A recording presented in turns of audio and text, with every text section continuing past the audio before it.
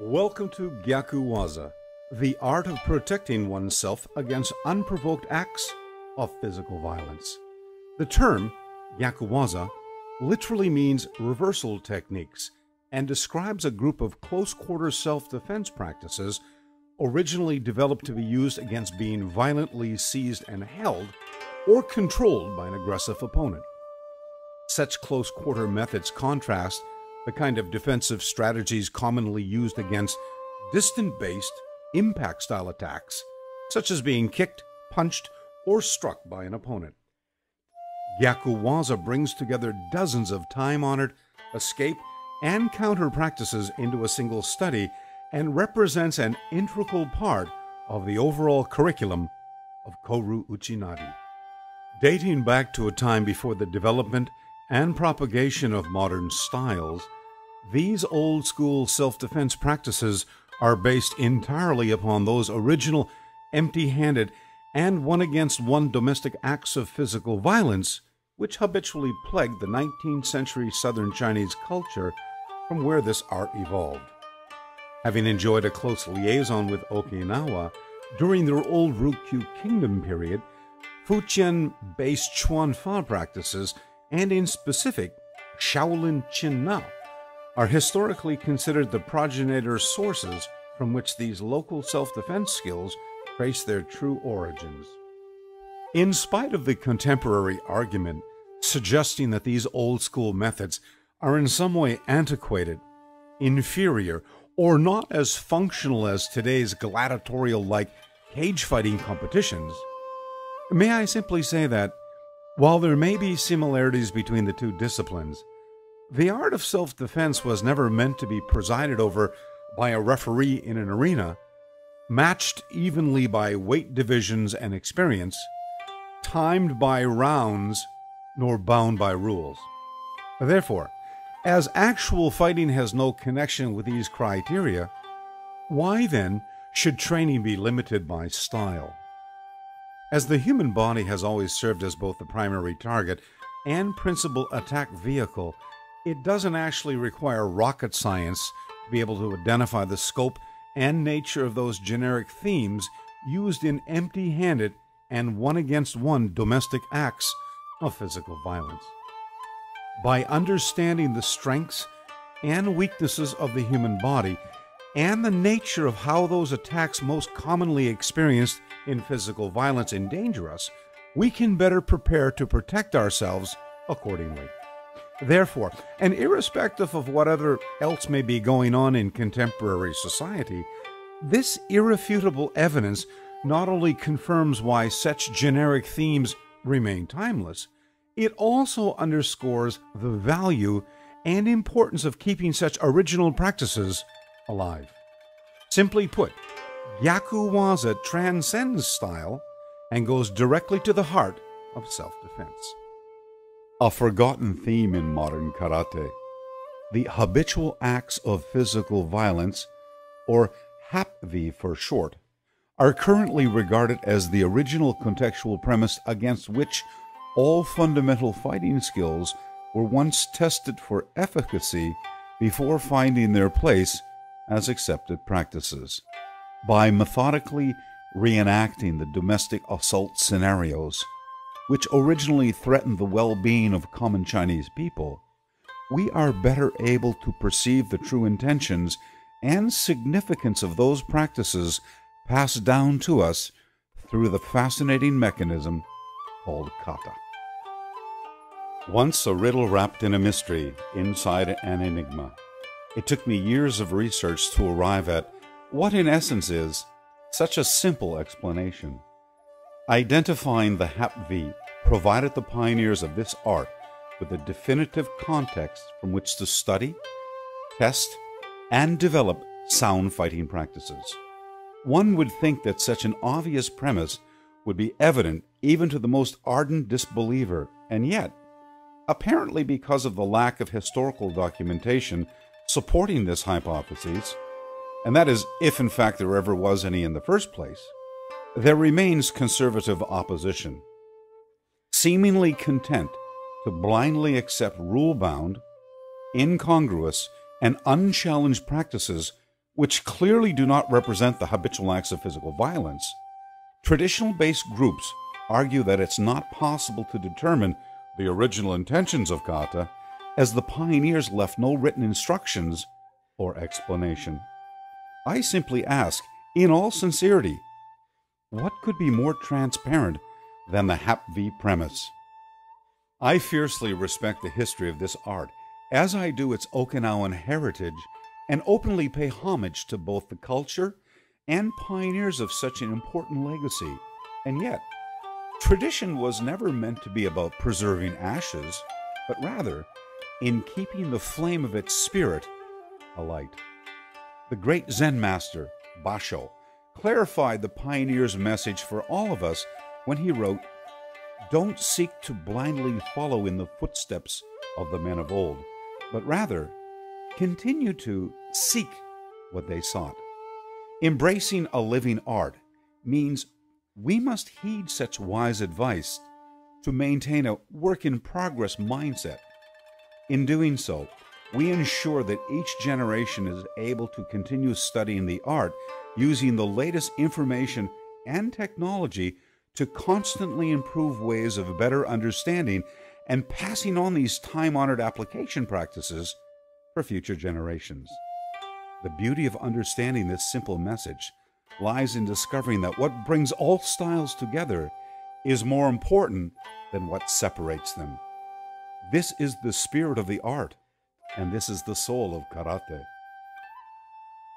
As the traditional kata of modern Japanese karate is linked back to the ancestral kata of its older Okinawan counterpart, long before the pre-war emergence of style, and not forgetting that the counterpart traces its origins back to southern Chinese-based Fujian Chuan Fa and Shaolin Chin Na, it stood to reason that what applied to the original progenitor forms should also apply to today's practices. In the interest of corroborating this assumption, I am one researcher who found it necessary to make several journeys to Fujian and the legendary Shaolin Monastery, along with many other Southeast Asian ports of call, to meet, work, and study with many of the most leading authorities of these historical fighting arts. Where better to hide the obvious than behind myth, mysticism, and unchallenged tradition? Where, other than in a Japanese cultural tradition like karate, which as a matter of custom venerates its masters but prohibits critical thinking, could one preserve such a myth? Without even the slightest change to the human body or those domestic acts of physical violence which perpetually threaten it over the course of history, I wonder how something so obvious remains so deceptive for such a long time. Only through extensive cross-training, meticulously studying the original works of the pioneers, and thinking outside the box was the obvious ultimately made evident. Summed up best in the words of Sir Arthur Conan Doyle's fictional character, Sherlock Holmes, "Once you eliminate the impossible, whatever remains, no matter how improbable, must be the truth." Because the focus of kata shifted from function to form during the turn of the 20th century under the guidance of Itosu Anko, it's not completely surprising that so too did the mindset progressively change in support of its new outcomes. Used as an educational vehicle through which to funnel physical fitness and social conformity, kata served well Japan's xenophobic demands upon rural Okinawa to produce able-bodied conscripts in support of its war machine during a radical period of military escalation. Introduced as a cultural recreation to Japan's mainland, the discipline quickly developed a strong following and new direction amidst pre-war university students. Prevailing conformist mentality, however, ultimately reshaped the simple Okinawan tradition in the image of accepted Japanese Budo culture. In addition to the new stylish cosmetic apparel, adopting a system of recognizing various physical competencies, and a name change, which concealed its Chinese origins and long-standing presence in Okinawa, the most radical change to the art of self-defense was the development of Jui Kumite and the competitive format through which to test one's skill and fighting spirit. With such dynamic revisions, kata took a back seat to the popularity of a new and challenging, rule-bound tradition. In the wake of this popularity and the lack of understanding its original premise, a new set of practices were developed and called Gyaku Waza. Following a simple pattern of attack and defense, Gyaku Waza brought together fundamental techniques that could be performed alone or in pairs. Using punches, blocks, kicks, and strikes in basic postures, Gyaku Waza replaced the former emphasis once placed solely upon the repetitive practice of kata and quickly became the accepted trend. Fashioned in the accepted image of Japanese Budo culture, aggressive yet compliant attackers were pitted against prescribed responses in one-step fighting exercises and set precedents for explaining kata application. Countless impractical fighting drills were subsequently established as mandatory criteria and accepted as authentic tradition, where they have basically remained unchallenged to this very day. Irrespective of how naive or misguided we may think that conformist generation was, an unbroken reluctance to condone any practice outside what is today considered the accepted norm remains impressively intact. A long-standing Japanese custom of imitative behavior and its supporting trickle-down or halo effect, as perpetuated through the senpai-kohai mechanism, is strengthened by self-serving propaganda and a robust loyalty to one's style. Notwithstanding, I am confident that the presentation which lies before you will save many learners the time, confusion, and frustration of wandering aimlessly through an endless minefield of myth, half-truths, and outright deception which cleverly shroud the inner workings of this art. Gyaku Waza leaves no room for the kind of ambiguity exampled elsewhere in traditional karate. This is to say, the kind of ambiguity which has given kata such a bad name. Some 40 years of study, vast international travel, and relentless cross-training have helped me identify and overcome barriers I never even knew existed within the art of karate. Some barriers unintentionally impede learning and understanding the true essence of this wonderful art. The biggest obstacle of all, and yet so seemingly innocuous, is style. Certainly, this is not to underappreciate that all training must eventually become personal and individual, as such a time-honored outcome is completely acceptable and ultimately inevitable. Nor is it to undermine the significant achievements or wonderful contributions made by those who pioneered the modern interpretations of this art. Rather, I speak of the stylization of rule-bound learning practices and the inflexible mindset which prevents critical thinking, hence impeding progress. Is it unintentional that style-based propaganda nurtures the kind of loyalty that commonly considers other styles inferior? Gradually, I became less interested in style and more concerned with what circumstances cause people to develop them. Learning to look beyond style in an effort to discover the actual source from which they came will be paramount in accepting the lessons that lie before you. Gyaku Waza represents the pathway between physical engagement, responding appropriately, and controlling or submitting an opponent without the use of lethal force. Because there is no ambiguity surrounding any of the contextual premises, nor the application of its fighting practices, the learner is able to clearly identify and understand both the strengths and weaknesses of each scenario. Once cloaked in an ironclad ritual of secrecy, these time-honored and highly functional prescribed application practices employ an impressive collection of fighting tactics ranging from percussive impact, joint manipulation, limb entanglement, nerve pressure, and cavity seizing to blood and air deprivation, balance displacement, and controlling an opponent in both a standing clinch and or on the ground. Gyaku Waza effectively deals with being violently seized and or held by an aggressive opponent, as habitually exampled in one-against-one, empty-handed domestic acts of physical violence. Using a variety of strategies to protect oneself, there are dozens of escape and counter techniques featured in the overall drill.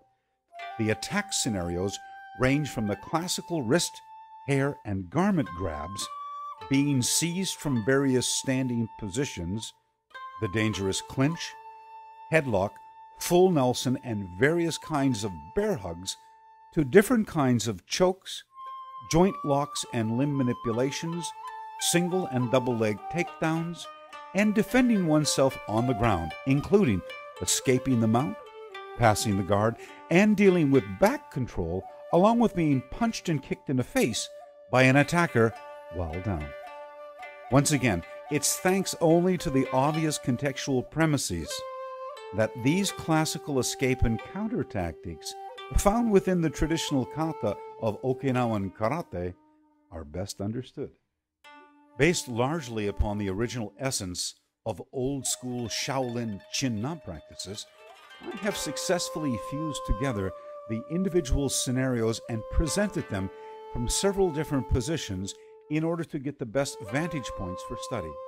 I believe this is the best way to learn and remember the order in which the lessons are delivered.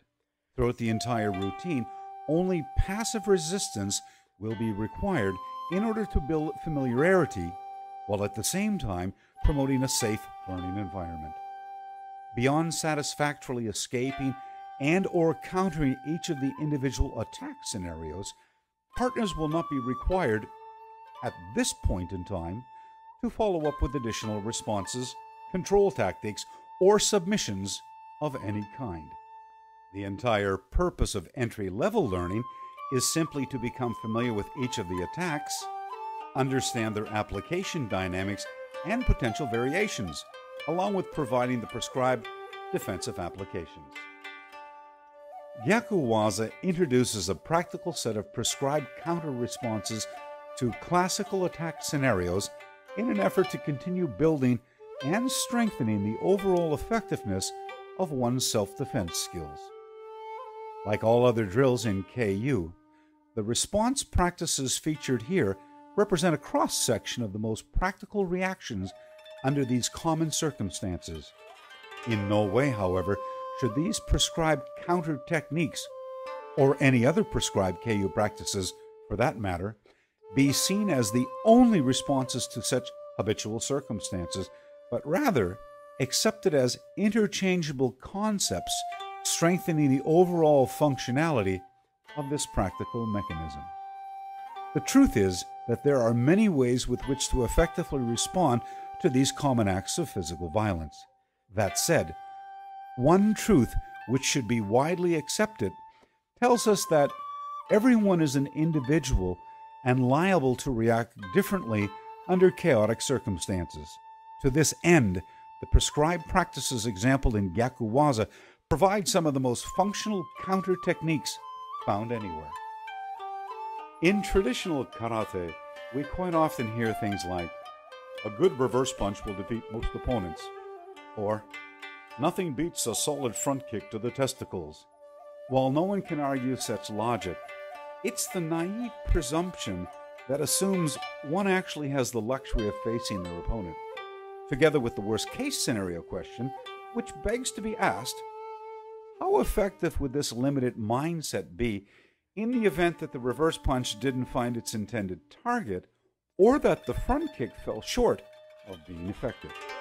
More importantly, how about if the said person was abruptly attacked from behind, seized in any number of ways commonly exampled in physical violence, and or wound up on the ground with an aggressive opponent on top of them? I doubt anyone could dispute the sense it makes to be well prepared and never need such a set of skills than to leave your well-being to chance. A forgotten aspect of this art's early origins, Gyaku Waza represents an indispensable component of one's overall self-defense skills.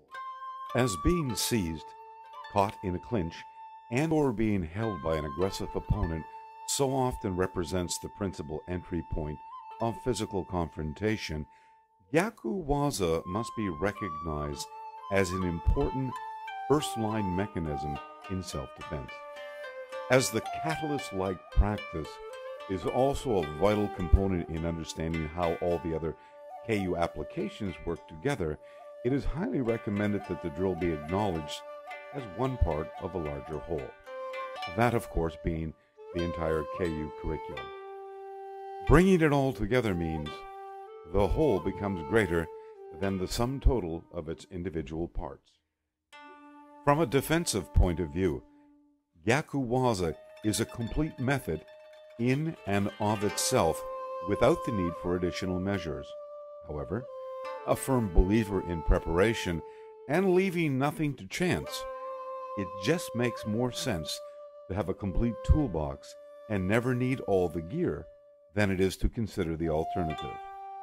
I am confident that such thinking is far more in line with the original intent, approach, and teachings of the pioneers than is the conformist mentality which advocates style and form over function. As such, Gyaku Waza is better understood when fused together with the rest of our curriculum. Simply put, it is the common thread weaving together the comprehensive fabric of KU. After having achieved familiarity and confidence with the prescribed attack and response scenarios, it becomes necessary to increase the intensity of your practice. Of course, this advice applies across the board with all KU-based two-person practices. By making a gradual to exponential shift from the passive resistance learning style presented in these lessons to a maximum aggressive resistance intensified by the chaotic elements of screaming, struggling, and vulgar language, as it more closely examples the actual intensity and conditions of a reality-based violent encounter, you will be able to ultimately accomplish functional skills. While it may sound difficult, and there's certainly no denying the ever-present element of danger, it is a pathway which forms the basis of our KU process, and it is unquestionably obtainable. And to this end, your training must continue. With such little historical documentation linking Okinawan karate back to its Chinese progenitor source in Fujian, the discovery and subsequent English translation of the Bubishi represents an important milestone from which to study and better understand this art of self-defense. While progress may have improved various aspects of present-day medical science, and information technology has most certainly advanced our methods of training, its advice on fighting remains as valid today as it was back then. One need only study its lessons to clearly see why its advice was held in such high regard. In fact, nowhere is its discourse on the application of technique more relevant than with the practices featured in this presentation. According to several highly respected pioneers of modern karate, the Bubishi is a veritable treasure trove of information. Authorities such as Funakoshi Gichin, Miyagi Chojun, and Mabuni Kenwa all treasure this invaluable manual on the art of self-defense.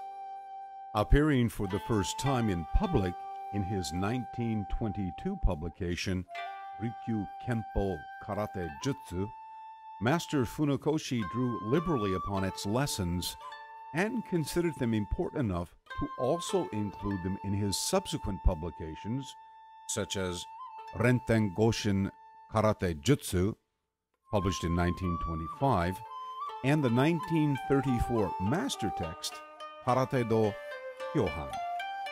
In addition to the original work being undertaken by this writer, Bubishi excerpts from Funakoshi's work can be enjoyed today through the comprehensive English translations produced by John Teramoto, made available through Kodansha International, and that of Harumi Suzuki Johnson, produced by Neptune Publications.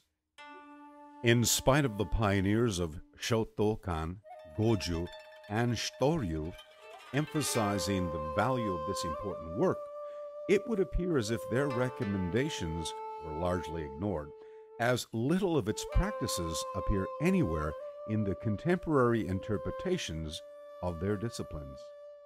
What's surprising is to learn just how few have actually even heard of this manual, much less understand its nature.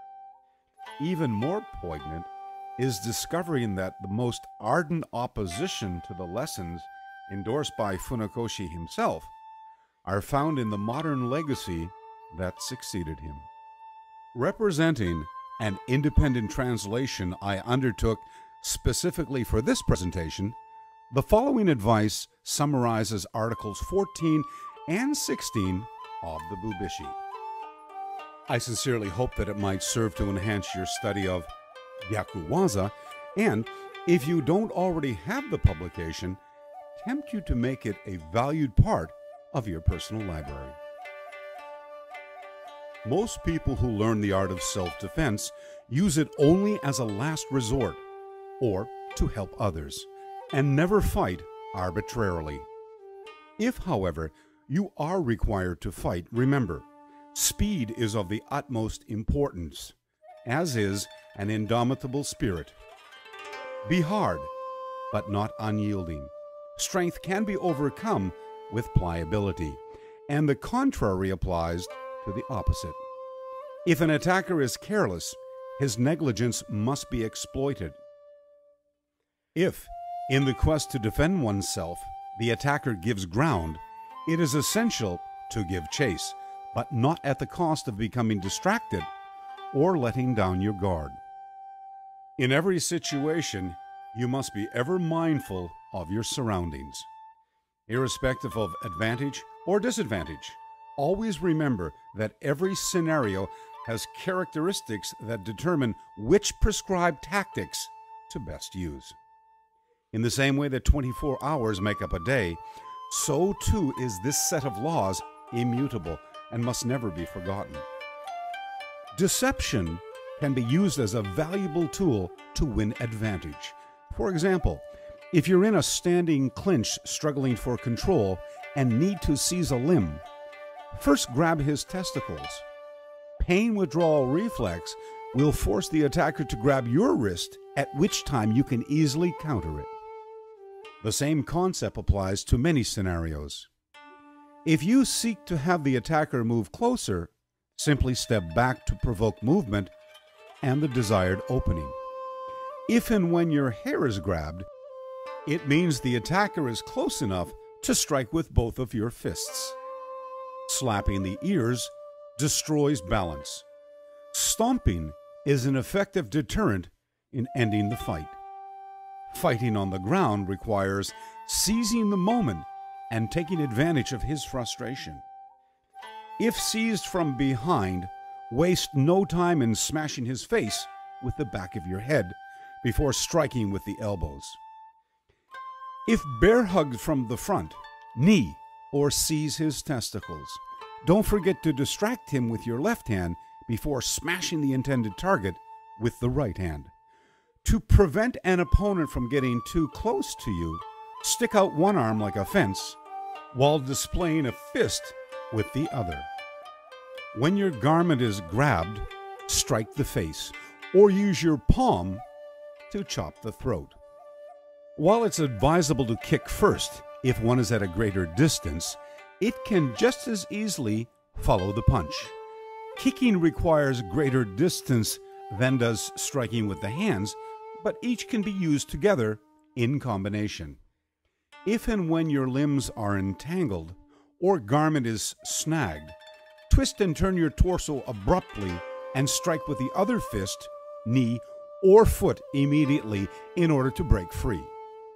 Often, it is faster to strike with the fist if the attacker favors kicking. This is a matter of distance and timing. It works even better if one creates a weakness to entice the attacker and then quickly takes advantage of the opportunity. Avoid high kicking at all costs, and take advantage of any opponent who stays too high in his posture. When the lower body is attacked, rain fury down on top of him. When the upper body is attacked, go low and take his legs out from underneath him. Another way of countering a hair pull is to bend over and attack the wrists and rotate or twist them fiercely before kicking the attacker. The same goes for a throat squeeze. Finally, continue to practice your combinations, and remember, keeping mobile makes it difficult to be struck by any opponent. Gyaku Waza is presented at learning speed using passive resistance and from several angles in order to make it easy to identify and follow each lesson. May I recommend that you first watch the production in its entirety before working with your partner in order to understand how everything is presented. If you have any difficulties with the technique or following the flow of a drill, please remember that you can always play back any portion of the lesson as many times as you like. While Gyaku Waza can be learned from this DVD presentation, certainly nothing beats hands-on instruction under the watchful eye of a qualified instructor. Also, keep in mind that, like all KU two-person drills featured in our DVD collection, the practices actually culminate months of learning individual technique long before they are linked together into the extended version exampled in our presentations. Should you have any questions about the content of this DVD or require further support, please don't hesitate to contact us directly via email or through our online services, which can be located at the end of this DVD presentation. With this goal in mind, let's now turn our attention to the lesson at hand.